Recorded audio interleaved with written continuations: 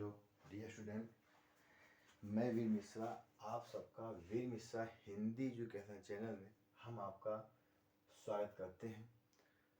बच्चों, आज हम सब संविधान के रूप में विस्तृत रूप से अध्ययन करेंगे। क्लास 6 से लेकर के क्लास इंटर तक जो भी सिलेबस में है, हम उस पूरे नागरिक शास्त्र को पूर्णतः संविधान को हम बिल्कुल समाप्त कर देंगे। यह हमारा कोर्स काफ़ी समय तक चलेगा और हम डेली थोड़ा बहुत जो है आप सबको नागरिक शास्त्र के बारे में, संविधान के बारे में पढ़ाते हुए आगे चलेंगे। और यह जो है क्लास 6 से लेकर के और अपर क्लास तक तैयारी करने वाले बच्चे वो भी जो है इसको आसानी से पढ़ सकते हैं। तो आज हमारा टॉपिक है कि संविधान किसे कहते हैं, संविधान क्या चीज़ है और इसकी आवश्यकता हम सबको क्यों पड़ी है और बनने से पहले इसकी क्या पृष्ठभूमि थी हमारे संविधान की। तो संविधान के बारे में आज हम स्टार्ट करते हैं। स्टार्ट करने से पहले विद्यार्थियों, आप हमारे इस चैनल को नए हैं तो आप सब्सक्राइब करिए और यदि आप पहले से हैं तो आप इसको लाइक शेयर आप ज़रूर करिए और आप अपने उन दोस्तों को भी शेयर करिए जो पढ़ रहे हों और आगे की तैयारी पूर्णतः रूप से कर रहे हैं। विद्यार्थियों, आज हम पढ़ेंगे संविधान क्या है। संविधान देखो बच्चों, इसका नाम ही है कि सम प्लस विधान। सम प्लस विधान, सम का मतलब होता है बिल्कुल बराबर और विधान का मतलब होता है जो नियम कानून जो बनाया गया है। तो संविधान का मतलब होता है कि समान रूप से बनाया गया नियम हो। जिस प्रकार से जो मनुष्य होते हैं, मनुष्य के अंदर अस्थियों का होना जरूरी है, उसी प्रकार से किसी भी देश के शासन संचालन करने के लिए, किसी भी देश की उन्नति के लिए संविधान होना बहुत ही ज़्यादा आवश्यक है। क्योंकि बिना संविधान के, बिना किसी दस्तावेज के, बिना किसी नियम के कोई भी देश, कोई भी राज्य, कोई भी छोटा सा घर हो, वो भी बिना नियम के नहीं चलता है। इससे प्यारे बच्चों, संविधान का होना अत्यधिक बहुत ज़्यादा जरूरी है। और संविधान का अर्थ यह होता है कि संविधान को इंग्लिश में कहते हैं कॉन्स्टिट्यूशन। क्या कहते हैं? कॉन्स्टिट्यूशन। और कॉन्स्टिट्यूशन का जो सर्वप्रथम अर्थ था इंग्लिश भाषा में, उसका मतलब ये था कि शरीर की ढांचागत बनावट, जैसे हम सब कोई भी शरीर हो गया, उसकी जो बनावट है, कोई भी शरीर हो गया, आप उसमें से अस्थियां निकाल लीजिए तो बिल्कुल उसका स्किन ही उसका बचेगा, उसका बिल्कुल चमड़ा ही बचेगा। तो हम लोग क्या है, अपने अस्थियों के द्वारा ही हम लोग क्या है, खड़े हुए हैं, अपना कोई भी काम आसानी से कर रहे हैं। हमारे अंदर जब अस्थि नहीं होगी तो हमारा शरीर किसी काम का नहीं रहेगा। तो उसी प्रकार से किसी भी देश के शासन संचालन करने के लिए संविधान की जरूरत होती है। और संविधान को इंग्लिश में कहते हैं कॉन्स्टिट्यूशन। शुरुआत में इसका अर्थ होता था किसी भी शरीर के ढांचागत बनावट के लिए इसका अर्थ होता था, लेकिन नागरिक शास्त्र में इसका अर्थ जो है संविधान से लगा दिए हैं। अर्थात कॉन्स्टिट्यूशन का जो बेहतरीन मतलब होता है वह होता है संविधान। और संविधान दो शब्दों से मिलकर बना है, सम प्लस विधान। सम का मतलब होता है बराबर रूप से, समान रूप से, और विधान का मतलब होता है प्यारे बच्चों, विधान का मतलब होता है नियम कानून। ठीक है। तो बच्चों, संविधान के अंतर्गत नियम सिद्धांतों को बिल्कुल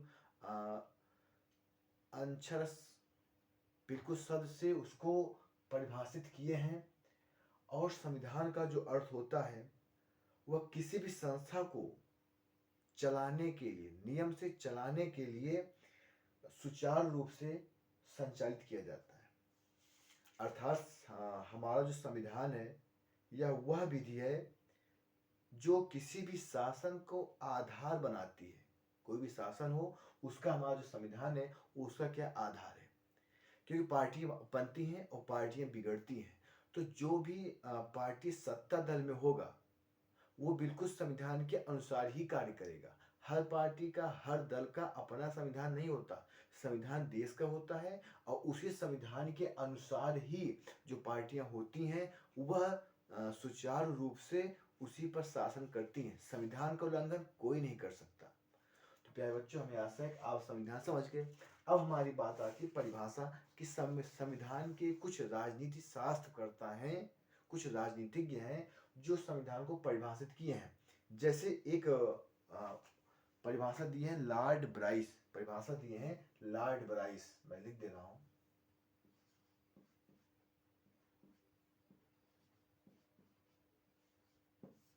लॉर्ड ब्राइस ने क्या कहा संविधान के बारे में, आप ध्यान सुनना, आप काफी पेन लेकर बैठिए और आप नोट करते चलिए। देखिए लॉर्ड ब्राइस ने कहा है कि संविधान चाहे कोई राज्य हो या कोई राष्ट्र हो, संविधान किसी राज्य अथवा राष्ट्र के वे नियम होते हैं, किसी राष्ट्र अथवा राज्य के वे नियम होते हैं जो शासन के स्वरूप को, किसके स्वरूप को, जो शासन है उसका स्वरूप, जो शासन के स्वरूप को नागरिकों के, जो शासन के स्वरूप के प्रति, शासन के स्वरूप के प्रति नागरिकों के अधिकार एवं कर्तव्यों को निश्चित करते हैं। भाई जो संविधान का जो नियम कानून जो बनेगा, इसके प्रति नागरिकों का क्या कर्तव्य है, उसी बात को संविधान बताता है। इसकी एक परिभाषा दिए हैं, उनका नाम है ऑस्टिन।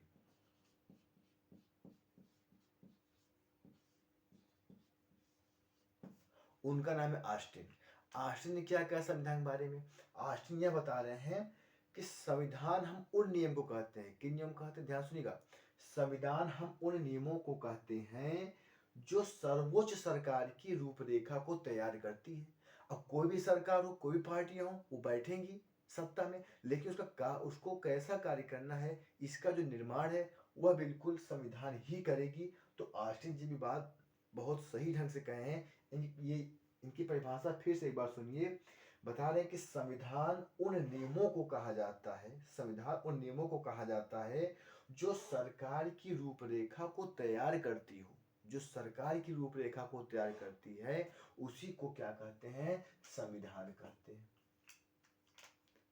और आप एक दो परिभाषा और आप बता सकते हो कि संविधान के अंतर्गत जो नागरिक होते हैं उनका क्या कर्तव्य होता है और उनके क्या अधिकार दिए गए हैं, उनकी कौन सी स्वतंत्रता उनको दिया गया है, इन सब का वर्णन हमारे संविधान में किया गया है। जैसे जो हम सबके धर्म के बारे में रामचरितमानस में लिखा है, और मतलब जो भी जिस धर्म का हो उसके उस धार्मिक पुस्तक में उनका पूरा वर्णन किया गया है ना। तो वैसे देश को कैसे चलाना है उसके लिए संविधान बनाना बहुत जरूरी था। तो ये तो हो गया संविधान का अर्थ और परिभाषा। अब हम पढ़ेंगे कि संविधान की क्या आवश्यकता होती है।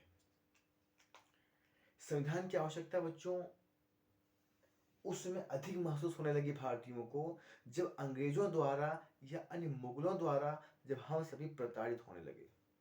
यह कहा जाता है कि हम लोग जो है मुगल से या अन्य किसी से बहुत ज़्यादा उतना परेशान नहीं थे जितना हम लोग अंग्रेजों से परेशान थे।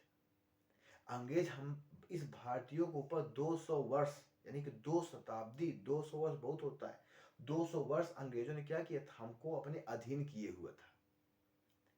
और भारत देश के जो उसमें भारतीय थे वो बिल्कुल अंग्रेज के शासन सत्ता से बहुत परेशान हो गए। शुरू में उनको तो बहुत अच्छा लगा कि अंग्रेज हमारे ऊपर बहुत ज़्यादा हमको सहायता कर रहे हैं, हमारे यहाँ रेल गाड़ी बनवा रहे हैं, स्टेशन मतलब बहुत पुल बना रहे हैं, बहुत सारी, ये बात तो सही, अंग्रेजों ने हमारे लिए काफ़ी हद तक अच्छा काम किया है। भाई कहीं की हानियाँ हैं, कहीं के लाभ भी हैं। अगर शाहजहां ताजमहल न बनवाया होता तो इसका 7वें में इसका नाम कहाँ से आ जाता, विश्व के 7वें स्थान पर।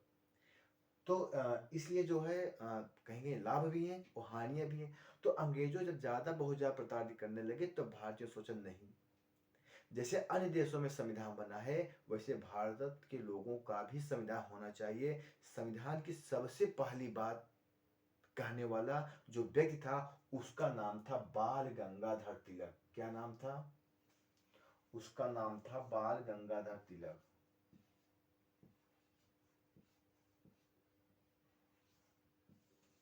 उसका नाम था बाल गंगाधर तिलक।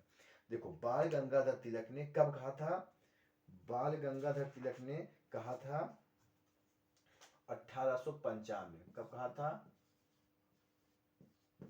बाल गंगाधर तिलक ने सर्वप्रथम 1895 में उन्होंने जो है एक निर्देशन तैयार किया और उनके जो निर्देशन जो उनका था उसका नाम था स्वराज विधेयक, स्वराज बिल।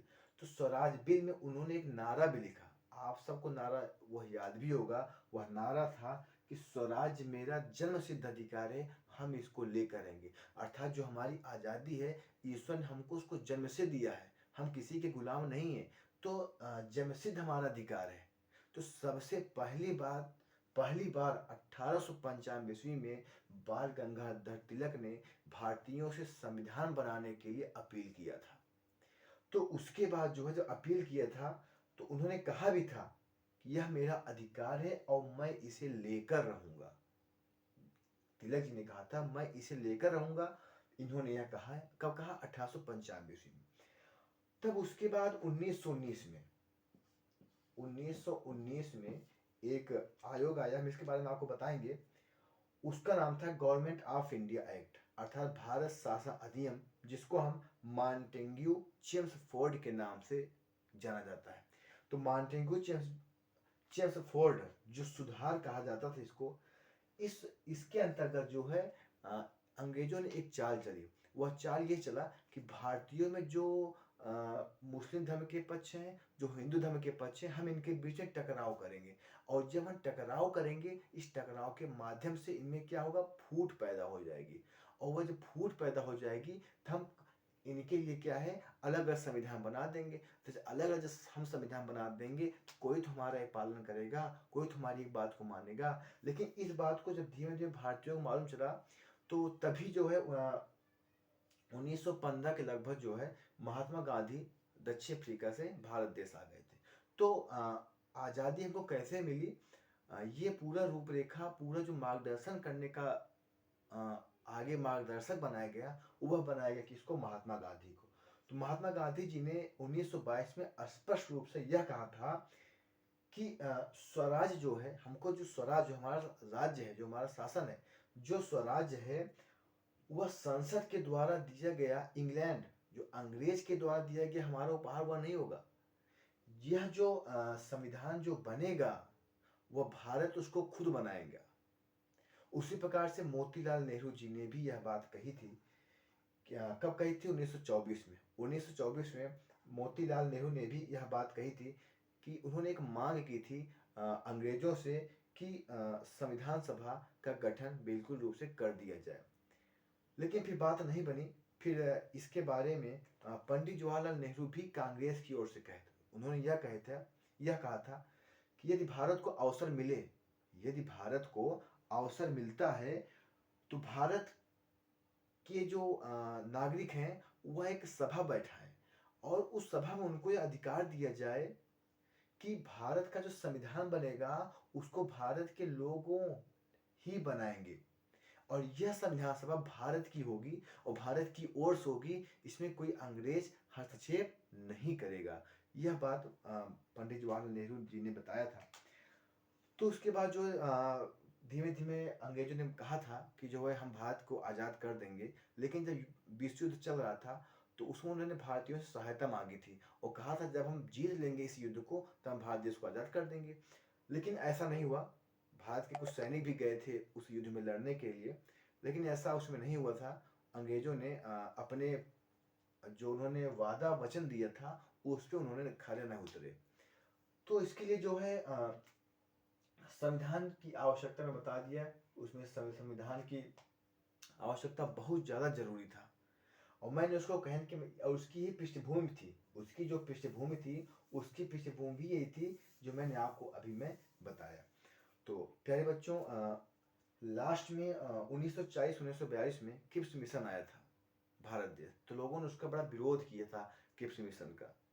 ठीक है, तो प्यारे बच्चों, अब हम आगे, अब हमारा अगला हेडिंग होगा कि देखो, भारत का संविधान बना था वह लगभग 2 वर्ष 11 माह और 18 दिन में वो बनकर चला था। 2 वर्ष 11 माह 18 दिन बना था, लेकिन इसमें भी कई चरण थे ना। भारतीय संविधान के विकास को कई चरण में बांटा जा सकता है। जैसे पहला चरण होगा कि रेगुलेटिंग एक्ट। क्या होगा? रेगुलेटिंग एक्ट, मैं बता रहा हूं।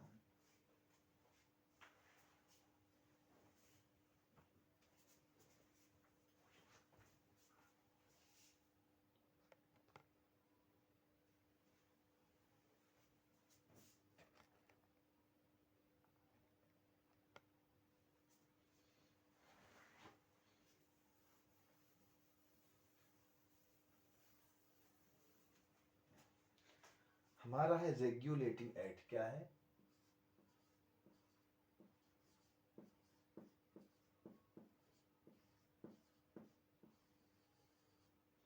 सबसे पहला हमारा यह एक्ट था रेगुलेटिंग एक्ट।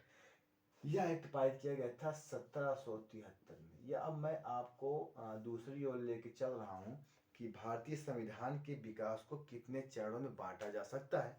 अब हम धीमे धीमे इसके बारे में अध्ययन करें। देखो, यह एक्ट जो है निकाला गया था कब? 1773। आप इस बात को ध्यान सुनिएगा। इस एक्ट जब निकाला गया था, इसके अंतर्गत क्या हुआ था? बंगाल का जो शासन था, जो गवर्नर जनरल था, बंगाल का जो गवर्नर जनरल था, और जो इसके साथ 4 सदस्य थे, गवर्नर जनरल और इसके साथ जो 4 सदस्य थे, उन्हीं के द्वारा इस एक्ट को निर्धारित किया गया था, बनाया गया था। तो इस एक्ट के अंतर्गत ब्रिटिश सम्राट द्वारा इसे हटाया भी गया था, और यह भी कहा गया था कि 5 साल के लिए जो है यह बनाया जा रहा है। तो इसमें जो है कुछ नियम बनाए गए थे। जैसे मान लीजिए, इसमें नियम यह था कि सबसे पहले बंगाल में क्या किया गया? एक उच्चतम न्यायालय की स्थापना किया गया था। बंगाल में एक उच्चतम न्यायालय की स्थापना किया गया था। कहाँ किया गया था? बंगाल में। पहला पॉइंट इस एक्ट का यही है। एग्जाम पूछता है कि यह एक्ट कब लागू किया गया था? 1773 ईस्वी में हुआ था, है ना। और इसमें कौन कौन से नियम जो उसमें ज़्यादा एग्जाम पूछते हैं, यही सब पूछते हैं कि मतलब कि कलकत्ता में जो उच्चतम न्यायालय की स्थापना किस एक्ट के अंतर्गत हुआ था? तो हमारा ऐसा हो जाएगा कि रेगुलेटिंग एक्ट के अंतर्गत हो गया था, ठीक है। और इसमें जब बनाया गया था सुप्रीम कोर्ट, तब इसमें जो है एक मुख्य न्यायाधीश था, और उसके अलावा जो है 3 अन्य न्यायाधीश थे। एक मुख्य न्यायाधीश थे और 3 क्या थे? अन्य न्यायाधीश थे। और उसके बाद जो है इसके अलावा जो इसमें जो नियम निकाला गया था, वह यह था कि भारतीय प्रशासन के लिए, ये जो गवर्नर जनरल जो बनाया गया है, ये भारतीय प्रशासन के लिए जो है कानून बनाने का अधिकार इसे दे दिया गया था। किसे दे दिया गया था? गवर्नर जनरल को दे दिया गया था। कि भारत का जो प्रशासन है, वह कानून बनाने का अधिकार इसको दिया गया, ठीक है। लेकिन कानून लागू करने से पहले एक निदेशक बोर्ड उसमें बनाया गया था। अंग्रेजों ने एक निदेशक बोर्ड बनाया गया था, जिसका अनुमति लेना क्या था? इनको बहुत जरूरी था। ये तो कानून बनाते थे, लेकिन जब कानून बन जाने के बाद एक निदेशक बोर्ड बनाया गया था, जिसमें अनुमति जो है इनको लेनी पड़ती थी। ये दूसरा पॉइंट हो गया। और मद्रास और बम्बई के जो प्रेसिडेंसी थे ना, जो मद्रास था और जो मुंबई था, इसको जो है इन्होंने क्या किया? बंगाल में मिला लिया, बंगाल का अधीन कर लिया। किसे? मुंबई। और सबसे पहली बात ये था, और बंगाल के गवर्नर जनरल को सबका, चाहे महाराष्ट्र हो गया और मद्रास हो गया, ठीक है ना, इनको क्या किया? गवर्नर जनरल जो बंगाल के बना थे, सबका बन गया। 3 जगह का यह गवर्नर जनरल बन गया था, ठीक है ना। और सबसे पहले जो बंगाल का प्रथम गवर्नर जनरल था इस एक्ट के तहत, वह कौन था जानते हो? Warren Hastings. क्या थे? मैं लिख दे रहा हूं।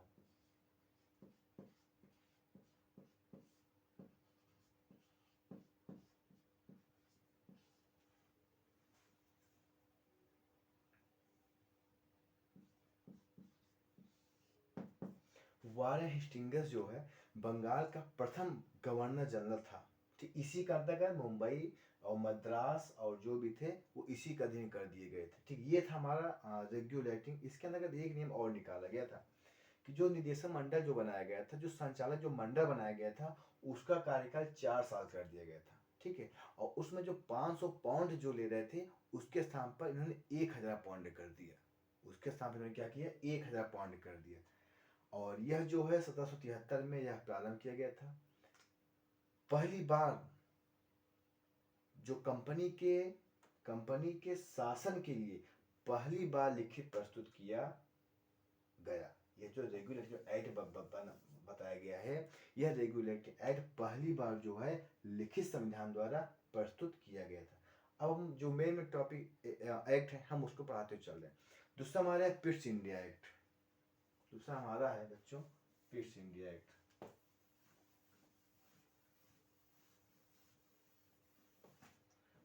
पिट्स इंडिया एक्ट जो है वह 1784, पिट्स इंडिया एक्ट 1784 में आया। इस रेगुलेटिंग एक्ट के बाद यही एक्ट आया। इसके पहले 1781 का संशोधित अधिनियम आया था, तो उसके बाद 1784 में पिट्स इंडिया एक्ट आया। इस एक्ट के अंतर्गत क्या हुआ कि कंपनी पर आधिकारिक मतलब आधिकारिक रूप से नियंत्रण करने और भारत में शासन करने के उद्देश्य से इसे पारित किया गया था कि भारत में जो नियम कानून चलाना है, कैसे करना है, तो उस रेगुलेटिंग एक्ट के बाद संशोधन किया गया। कब? 1781 में। उसके बाद पिट्स इंडिया एक्ट को बनाया गया। तो इसमें उन्होंने क्या किया, जो मैं बताया था कि रेगुलेटिंग एक्ट में वो 4 सदस्य थे गवर्नर जनरल के साथ, इसमें क्या किया, वो पहली बार 3 कर दिया। ठीक है। और इस एक्ट के अंतर्गत गवर्नर जनरल का अधीन चाहे युद्ध हो गया, चाहे संधि हो गया, चाहे राजस्व विभाग हो गया, और देसी रियासत हो गया, सैन्य शक्तियां हो गई, ये सब जो है क्या है, गवर्नर जनरल के अधीन कर दिया गया। आप पॉइंट नोट करते चलिए। ठीक है। और उसके बाद जो भारतीय अधिकृत जो प्रदेश थे, भारतीय अधिकृत प्रदेश यानी कि भारत देश में भारत अधिकार में जो भी प्रदेश था, बंगाल, ये 3-4 छोड़ करके जो जितने भी थे, यानी कि आपका सर जितना बड़ा भारत था, तो उसको पहली बार ब्रिटिश अधिकृत प्रदेश कहा गया। अर्थात हम लोग क्या हुए, इसी से भारत के अंग्रेज के बिल्कुल गुलाम हो गए। ब्रिटिश अधिकृत प्रदेश कहा गया कब? 1784 ईस्वी में पिट्स इंडिया एक्ट के तहत। और इसी एक्ट के अंतर्गत हम लोग जो है युद्ध के लिए या संधि से पहले हम क्या करते थे, धीमे धीमे हम इनसे क्या करते थे, स्वीकृति लेने लगे थे। लिखा है ना कि देसी राजाओं से युद्ध करना, और संधि से पहले जो कंपनी होता था ना, उस संचालक से क्या करता था, उसे पहले स्वीकृति लेना पड़ता था इनसे। ठीक है। और इसी में जो है एक बोर्ड ऑफ कंट्रोल बनाया गया। इसी एक्ट के अंतर्गत बोर्ड ऑफ कंट्रोल बनाया गया, जिसमें 6 सदस्य में थे, और 6 सदस्य में से एक ब्रिटेन का अर्थ मंत्री भी था, यानी वित्त मंत्री भी था, यानी उसमें सभी ब्रिटिश लोग ही थे, भारतीय कोई नहीं था। तो बोर्ड ऑफ कंट्रोल, जिसे हम कहते हैं नियंत्रक मंडल से कहा जाता था। बोर्ड ऑफ कंट्रोल का जो दूसरा नाम था वह यह था कि नियंत्रक मंडल कहा जाता था। तो ये क्या करता था, भारत सरकार के नाम से आदेश और क्या बोलते हैं निर्देश ये स्वीकृत करता था और अस्वीकृत करता था। कौन करता था? बोर्ड ऑफ कंट्रोल, इसका नाम थे नियंत्रण मंडल। ठीक है। और इसके बाद एक और जो मेन था, इसमें 2 चीजें पिट्स इंडिया एक्ट और है। जैसे जो भी कंपनी के जो कर्मचारी थे, उनके लिए उपहार लेने पर प्रतिबंध लगा दिया गया था। भारत में जो कंपनियां थी, जो वहाँ पे कर्मचारी थे, वो किसी से उपहार नहीं ले सकते थे। ये पिट्स इंडिया एक्ट के अंतर्गत यह नियम निकाला गया था कि कंपनी के जो कर्मचारी हैं, कर्मचारियों को उपहार लेने पर पूर्णतः प्रतिबंध लगा दिया गया। इसके बाद इसमें एक नियम और लगाया गया। वह नियम यह था, भारत में नियुक्त, ध्यान सुनिएगा, भारत में नियुक्त अंग्रेज अधिकारियों के मामले में, अंग्रेज अधिकारी है, उसके मामले में कोई घटना हुई है, तो उसकी सुनवाई कहाँ होती थी? इंग्लैंड में जो है एक कोर्ट की स्थापना किया गया। ब्रिटिश अधिकारियों के लिए उनकी जो समस्या थी, उनकी मामलों की सुनवाई के लिए कहाँ पे? इंग्लैंड में एक कोर्ट की स्थापना किया गया था। ये इतना चीज जो है पिट्स इंडिया एक्ट के अंतर्गत है। ठीक है। अब इसमें से जो है तो फास्ट चलते हैं।